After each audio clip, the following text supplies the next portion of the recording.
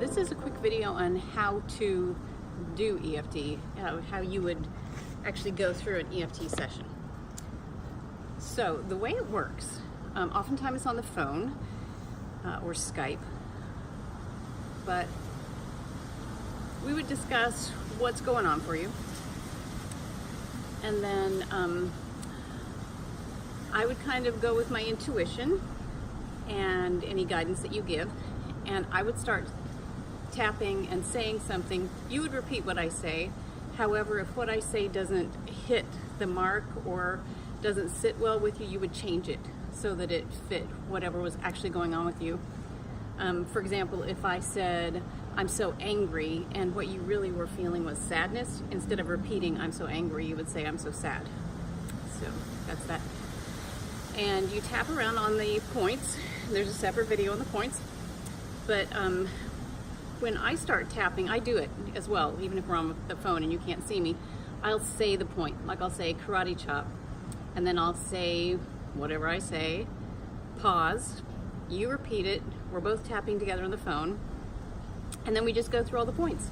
So I'd say karate chop, top of your head, eyebrow, side of eye, under nose, actually I always say nose, chin, collarbone, and under your arm.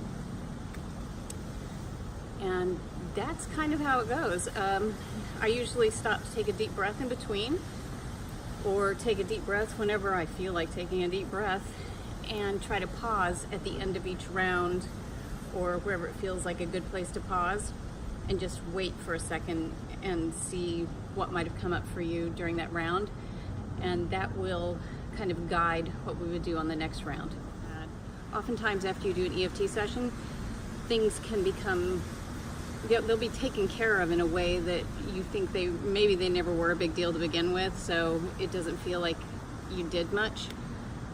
So it's pretty important to take some notes so that you can go back later and say, wow, that really was getting to me before, although I can't understand why now because it doesn't bother me. It's an interesting feature of EFT, which is obviously quite cool. But that's something that I would do on my end, and I would just keep asking you, stop and rate your level of anger right now. Or when you think back to that particular scenario and just check in with your body, tell me how angry you feel right now between 0 and 10.